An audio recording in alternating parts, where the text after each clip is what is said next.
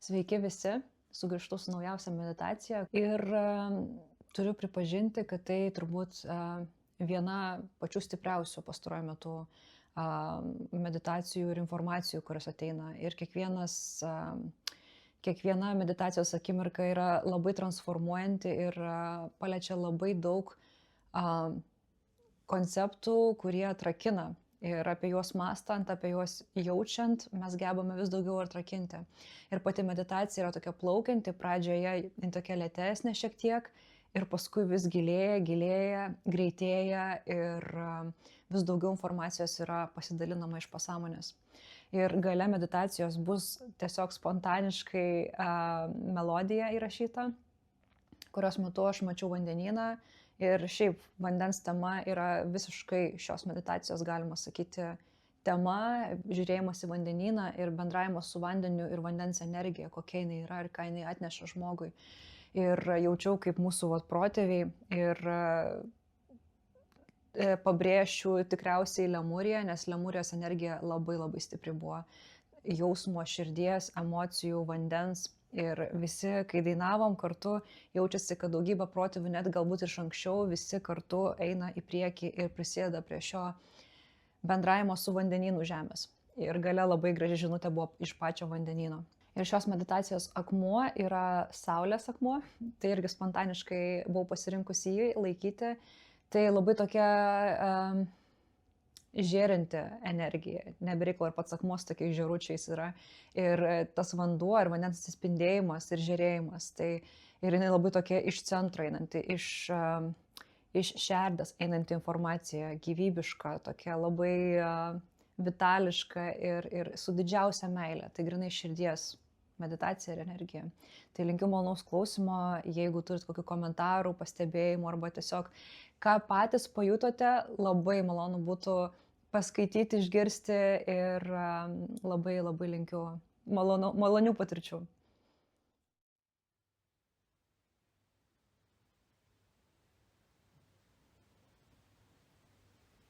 Energija skleidžiasi kaip gėlė. Kaip gėlė jį auga, vis stiprėja ir kaip žiedas skleidžiasi ir pulsuoja. Pajauskite tą energiją savo rankose. Kokia tai yra maloni, vibruojanti, tvenksinti, švelni šviesa.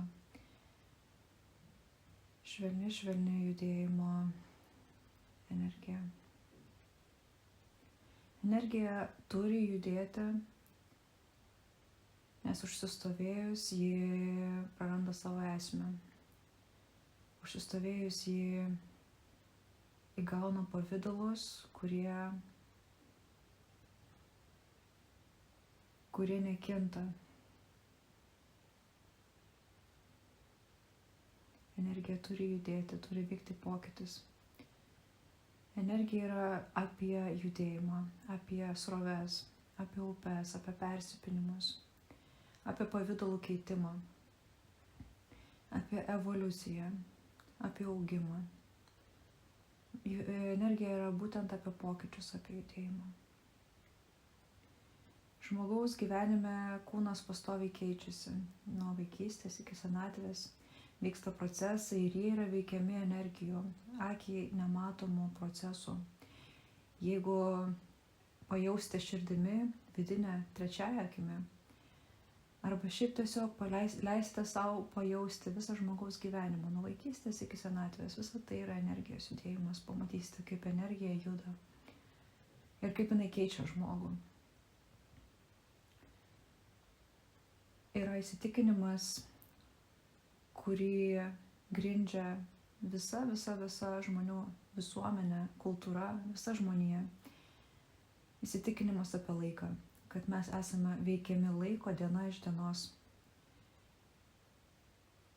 Laikui keičiantis, keičiasi ir kūnas, vyksta judėjimas. Tačiau keičiasi ne laikas, o energija juda. Ir žmogaus kūnas keičiasi nuo aplinkos, kurioje jisai yra, ir nuo aplinkos, kurią jisai pats sukuria. Tai yra neatsiejami dalykai.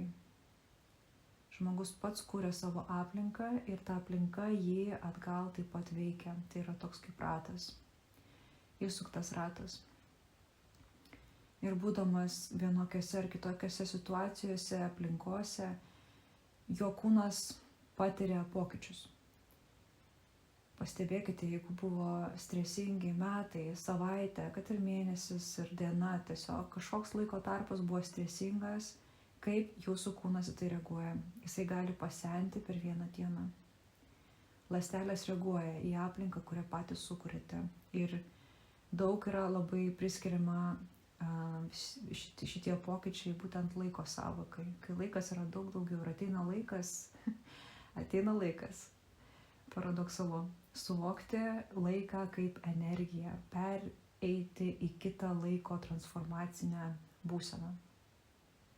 Suvokti laiką kaip kai ką daugiau, pamatyti užaugusi laiką, nes laikas yra irgi energija, irgi gyva būtybė. Galbūt ne tokia, kuri turinti kūną, kaip žmogus, bet viskas šioje visatoje ir už jos ribų, visur visada, amžinai yra gyva. Taip pat ir laikas. Jūs sukūrėte laiką kaip erdvę ir jam lygiai taip pat sukūrėte funkciją. Ir laikas auga kartu su jumis. Ir kai jūs išaugate, jūs kūrėte vis naujesnes erdves ir jūs suvokiate, kad laikas jis yra kitoks. Jūs jį ir sukūrėte kitaip, bet kartu ir patys su juo evoliucionuojate ir keičiatės. Energija, kai yra apčiuopiama, užjaučiama, ji gali keisti pavidalus ir kūnus. Ir laikas keičia savo kūną. Laikas yra laikyti. Laikyti kažką laike. Laikyti. O kai jūs paleidžiate ir atsipalaiduojate, kad ir koks turbulencingas galėtų būti gyvenimas, kad ir kokie įvykiai veiktų, kai jūs atsipalaiduojate ir paleidžiate, jūs nebelaikote. Todėl ir laiką suvokite visai kitaip. Tai yra kitoks principas. Galima gyventi šioje realybėje žmogaus gyvenime dviem būdais. Per proto prizmę, per linijinį ėjimą į priekį, atgal, į šonus, apskaičiavimą, trajektorijas. Tarsi įsijungtumėte žemėlapį automobilyje, nustatytumėte destinaciją ir važiuotumėte. Ir yra aiškios gatvės su aiškiais nurodymais, aiškiom taisyklėm. Visą tai galima pasverti, paaiškinti, parodyti, įrodyti ir visai kitaip protų apšviesti. Ir yra kitas būdas – gyventi iš jausmo. Tai yra daugiau nelinijinis, o sferinis matymas, sferinis pasaulio suvokimas. Įsivaizduokite tokį kaip muilo burbulą virš galvos. Ir jisai jūsų galva jame kaip skafandras, su kuriuo kosmonautai eina į kosmosą. Tai yra kitoks suvokimas, nebelinijinis. Jūs išeinate iš gatvės ribų ir jūs įžengite į kosmosą. Literaliai taip, kaip daro kosmonautai. Jūs išeinate į atvirą kosmosą. Čia viena tik iš analogijų, kad lengviau būtų protui šiame gyvenime suprasti ir pabandyti pajausti kvietimą išjausti. Yra du būdai. Ir kai jūs esate tame jausminėme būde, jausminėme pasaulio suvokime ir funkcionavime tokiame lygmenyje, jūs atsipalaiduojate, jūs nebelaikote nieko. Jūs tiesiog mėgaujatės ir degustuojate gyvenimą ir leidžiate jam skleistis aplink save kaip gėliai. Skleistis tą energiją kaip gėliai. Ir tokiu būdu atrakinate savo dovanas, nes jūs nebelaikote, nebebandante sukontroliuoti, ką darė žmonija daugybę tūkstantmečių metų. Viską tikima tik tada, kai mato akis, išgirsta ausis, yra pamatuojama metrais, centimetrais, coliais, tik tuomet tai yra įžeminama į šią realybę. Visa kita būdavo tiesiog nubraukta. Ir dabar vis daugiau yra jaučiama, kas yra. Jūs net neįsivaizduojate, kokio lygio ir dydžio žingsnis, kuris iš tikrųjų yra bele kaip paprastas. Tai yra tiesiog fokuso pakeitimas, bet tiek laiko užsistovėjus kultūrai, jį buvo sunku žengti. Ir tam nebuvo dar laiko. nes laikas irgi buvo kitame savo kūne. Ir viskas vyksta pačiu nuostabiausiu būdu, kuomet gėlė yra pasiruošusi atsiskleisti, išsiskleisti, išskleisti savo žiedlapius saulėje. Tas dabar vyksta su laiku, su žmonija ir su visų įmanomų šių kūnų pojūčių atradimais ir išnaudojimais. Funkcionavimais ne vien tik tais GPS-o prie pagrindo, funkcionavimų šiek tiek ir daugiau.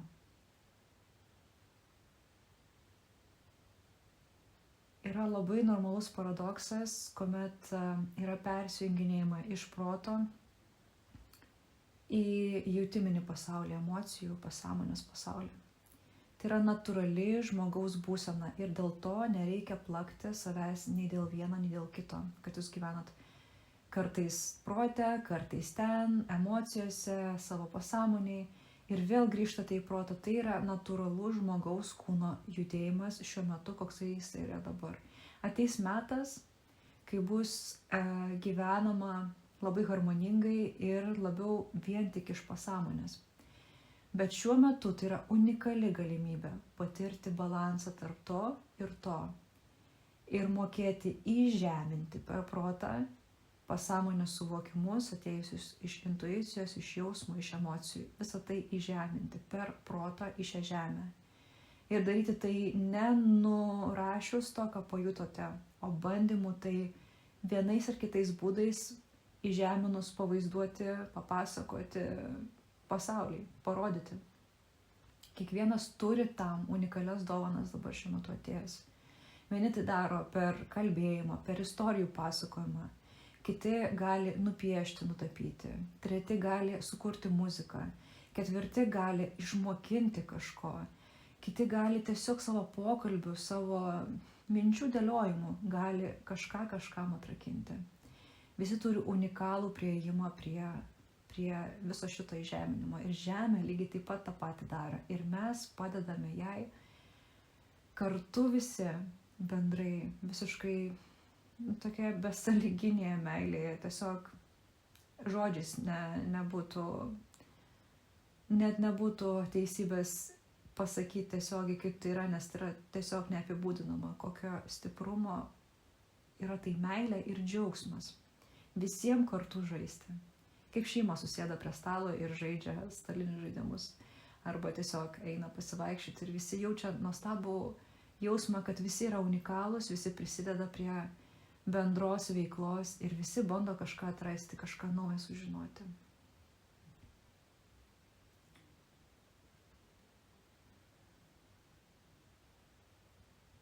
Daugybė simbolikos pasaulyje per tūkstantmečius išlikusios kalba apie šį judėjimą proto ir pasąmonės, šį šokį, šį sakralų žmogaus sutvėrimo šokį, kurį kiekvienas galime naudotis. Ir tokie simboliai, kaip pavyzdžiui kryžius, arba dar geresnis, akivaizdesnis iliustracinis būdas papasakoti būtų ankas. Senovės Egipte naudojamas sakralus simbolis, amžino gyvenimo kūrinijos simbolis. Tai ašis esančios horizontalios, tai yra proto linija, aiški proto linija, kuri juda viena kryptimi, kita, jai yra aiškus linijinis laikas, yra paskaičiuota, viskas įrodyta. Ir tai yra jūsų rankos, kurios gali kurti šitoje realybėje, būtent laiko pavidale, tokia kaip iliustracija. Ir kilpa esanti per vidurį šio simbolio. Tai yra tas muilo burbulas, tas skafandras, ta ertmė, esmė pasąmonės pačios. Tai yra tas kažkas daugiau, kas yra kaip sfera, kaip erdvė įsitelkusi į šilinį laiką. Ir žemyn einanti vertikali ašis per patį vidurį. Tai yra centras, balansas, išieškojimas.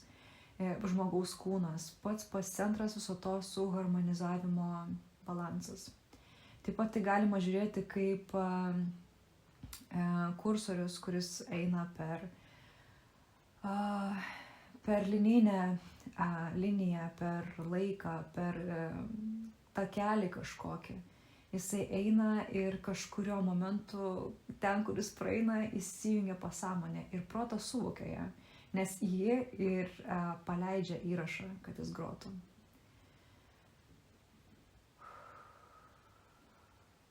Ir šie tokie lengvi suvokimai, sproginėjimai, galima sakyti, jie praveria daugiau realybės suvokimo. Jie ją praskleidžia. Jie padeda pažvelgti toliau už šydo ir pamatyti, kokia ši realybė yra platesnė, didesnė, turinti daugiau spalvų. Būnant tame burbule, tame skafandre, kitaip tariant, šį pasąmonėje ir jausmuose, intuicijoje, atsipalaidavime ir leidime pasauliui tiesiog būti nekontroliuojant ir nebandant paaiškinti ar įrodyti, toje kilpoje vadinamoje sferoje pasaulis išlieka toks pats iš tikrųjų, tačiau jis įgauna vis daugiau spalvų. Ir kiekviena spalva jinai įgauna vibraciją, įgauna švytėjimą. Kiekvienas garsas jis įgauna galios ir kitų vibracinių dažnių. Žmogus, kuris gyvena suvokime apie šį egzistavimo būdą, jisai labai atsakingai rinksis žodžius. Jisai atsakingai rinksis, ką jisai nori girdėti ir iš kitų, ir iš aplinkos. Jisai bus jautresnis garsam, nes jisai jaus informacija užkoduota po garso vibracijomis, ko negalėtų pajausti, jeigu gyventų vien tik linijinėme laike ir proto toj tokioj labai aiškioj, paaiškinamojoj trajektorijoj. Viskas būtų tiesiog plokščiau ir mažiau tonų, mažiau gamos, spalvingumo. Kai jis yra toje būsenoje intuicijos, atsipalaidavimo ir išjautimo, pajautimo ir meilės tiesiog, tokios visiškai atsipalaidavimo, jisai gali vis daugiau matyti, vis daugiau jausti, išgirsti potekstes ir priimti visai kitokius sprendimus, daug harmoningesnius. Suprasti, kad tai, kas sakoma, galbūt nėra tiesa.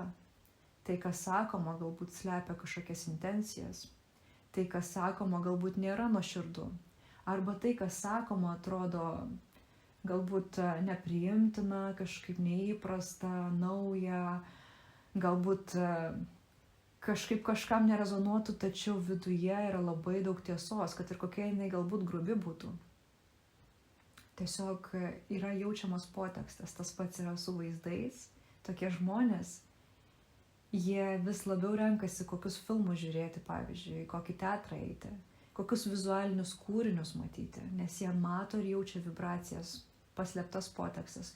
Tokio žmogaus tokį žmogų labai sudėtinga paveikti, valdyti, taip pat gąsdinti ar kitaip neraminti, nes tas žmogus, jisai gebėdamas pabūti toje būsenoje, jis geba išjausti potekstes. Ir taip pat įgauna tokiu būdu ir atsakomybę į pasaulį žvelgti lygiai taip pat su labai nuoširdžiom ir šviesos potekstėm. Neskleisti to, ko nenorėtum pats gauti. Skleisti tik tais tos dažnius vibracinius, kurie skatintų pabudimą, įkvėpimą, judėjimą kituose žmonėse, aplinkoje. Toksai žmogus įgauna atsakomybę, pareigą skleisti švarą pasaulį.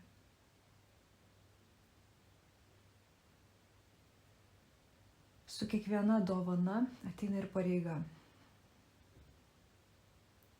Su kiekviena dovana ateina ir pareiga. Jeigu dovana yra jums suteikiama, jūs gaunate dovaną į savo rankas.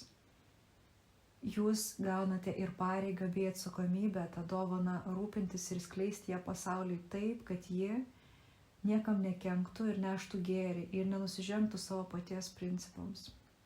Jeigu gaunate šviesą į rankas, suvokimą apie tą šviesą, jums ateina pareiga ir atsakomybė tą šviesą naudotis, dalintis ir nemanipuliuoti ją, dalintis ją su aukščiausiam intencijomis.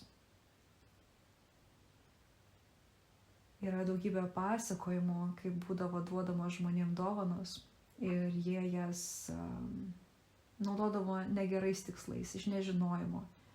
Tai puikūs pavyzdžiai, kaip galima tomis dovanomis manipuliuoti ir neigiamai jas panaudoti. Tai taip pat prisidėjo prie evoliucijos. Buvo tarpsnis, kai tokių atvejų evoliucijai reikėjo, pačiam laikui reikėjo. Tačiau tai yra kaip gaminant patiekalą, yra tam tikras ingredientų santykis. Kiek ko įdėsi, tokį patiekalą ir turėsi. Tokį poveikį jis ir turės žmogui. Daugiau, mažiau druskos, cukraus, visa tai yra žaidimas. Tačiau vis daugiau žmonių dabar gauna dovanas ir jas renkasi sąmoningai naudoti. Nes Žemėje renkasi vis daugiau žmonių, kurie turėjo labai daug patirčių su energijų naudojimais, kartais jų ir neteisingais, galbūt žalingais naudojimais. Ir jie tas pamokas dabar ateina ištaisyti. Arba jau jas suvokia, ateina čionais tam, kad galėtų kitiem padėti priminti, kaip tą dovaną gavus, pajausti tą atsakomybę ir pareigą, elgtis su ją atsakingai ir tik iš aukščiausių principų, iš aukščiausių šviesos intencijų ir skleisti tas dovanas kitiem. Viena iš klaidų yra tas dovanas uždaryti savo ir galvoti, kad čia tik mano dovana. Laikyti tą dovaną savo tik tais. Tokia dovana tiesiog uždūsta rankose. Ji negali egzistuoti ir jinai lygiai taip pat tampa žalinga. Tai vienas iš spąstų, kurias gauna kiekvienas ieškotojas, gavęs dovanas, kaip jis jomis pasinaudos ir kaip jis savo atsakomybę, taip sakant, išpildys. Kiekvieną dovaną gavus reikia ją naudotis ir skleisti su šviesos principais. Nelaikyti tik savo, nes tai dar viena kliūtis, dar vienas spąstas šio žaidimo.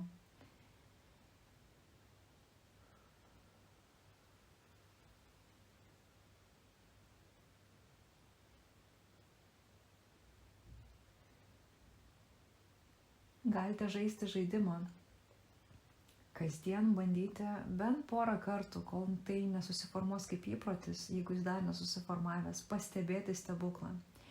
Galite tą suvokimo akimirką, kai jaučiatės, kad gyvenate iš pasąmonės, iš jausmo, iš intuicijos, iš atsipalaidavimo, iš džiaugsmo, dar kitaip vadinant, užfiksuoti. Tiesiog arba šiandien sakyti, aš ieškau stebuklo, noriu tiesiog stebuklo pastebėti viskame.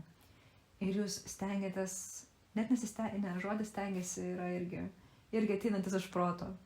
Tai vat yra duetas, protas pastoviai bando su pasąmonė kartu, su jausmais keliauti ir diskutuoti. Ir nereikia jo nuvyti, reikia su meile išgirsti jo žodžius. Ir pagalvoti, kodėl būtent taip išreiškiau, kodėl būtent taip sumaniau pasakyti tą mintį. Ir galvoti, kaip ją paversti stebuklu. Ir vien suvokimas to, kad vyksta šis šokis, jau yra stebuklas. Tai kasdien mėgaukite žaidimu, susikurkite savo žaidimą, ieškoti stebuklų.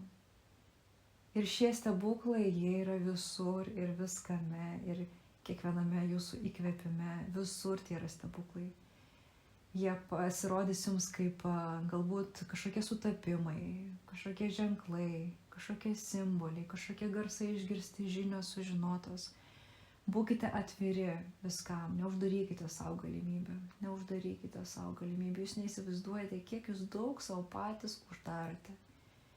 Iš, aišku, įsitikinimų, nepasitikėjimų, kažkokių nusistatymų, visą tai ateina iš proto, o tiesiog atsipalaidavus, visiškai atpalaidavus kūną, galite dabar jausti, kaip jisai nusikrato viską,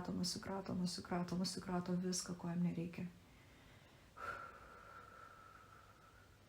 Jūs tiesiog atsipalaiduojate, iš lėto atsipalaiduojate. ir nekontroliuojate nieko. Leidžiate savo nustebti, degustuoti viską. Ir pamatysite, kiek daug stebuklų ateina į jūsų gyvenimą. Kiek daug įdomių situacijų ateina į jūsų gyvenimą. Pati ši realybė, ji yra pasiryžusi ir pasiruošusi jau gyventi tokiu principu. Proto ir intuicijos jausmų santuokoje. Tai yra nuostabus metas, ko anksčiau žemėje neteko patirti dar. Tai pati žemė dabar tiesiog mėgaujasi šiuo procesu, jai taip yra įdomu, kaip tai pavyks. Nes anksčiau būdavo, jau kultūra kažką pasiekė, kažkurio būdu dėl ko jinai sunykdavo. Nes kažkuris vienas iš aspektų paimdavo viršų šioje žemėje. Nes kadangi mes gyvenam dualiame pasaulyje, žemė yra dualybės pasaulis. Sausuma, žemė, oras, žemė, materija, energija, viskas yra sąveikauja vienas su kitu. Ir tai yra unikalu šiame visatos kampelyje. Todėl ir turi būti rastas balansas tarp šitų dviejų, nes jeigu kažkuris vienas paima viršų, neįvyksta procesas, neįvyksta transformacija, neįvyksta gyvybė. Be dienos nebūtų ir nakties, be nakties nebūtų ir dienos. Jeigu būtų pastovi tik naktis, numirtų augalai. Jie būtų visai galbūt kitokie, bet nebūtų tokios gyvybės, kuri yra būdinga žemėje. Tiek, kiek mes žinome milijonus metų. Ir jeigu būtų tik diena, nebūtų to, kas gyvena tamsose, kas gyvena prietemuose, nebūtų atsigaivinimo, nebūtų gaivos ir pasilsėjimo, tam, kad galėtų gyvybė ir diena toliau skleistis.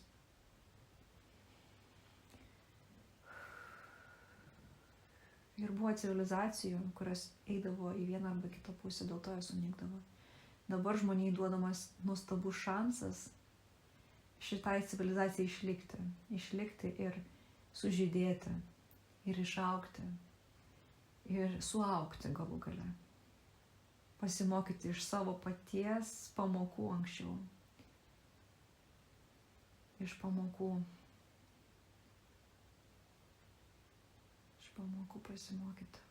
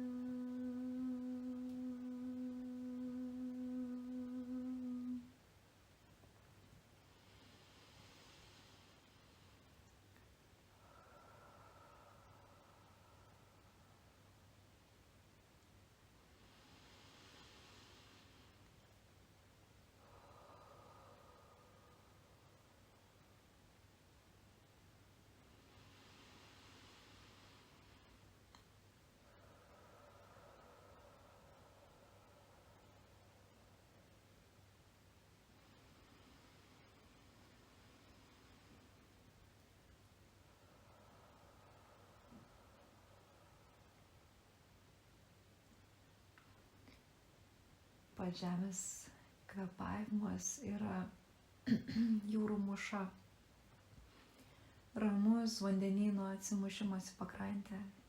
Įkvėpimas ir iškvėpimas. Įkvėpimas pro nosį ir iškvėpimas pro burną.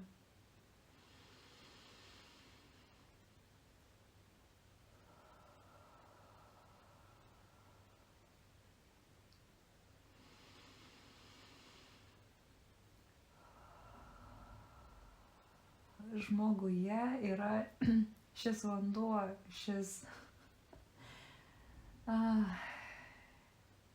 ir šis kodas iki šiol išlikęs.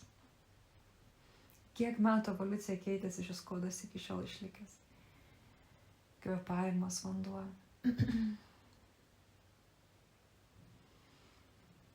Gyvybė.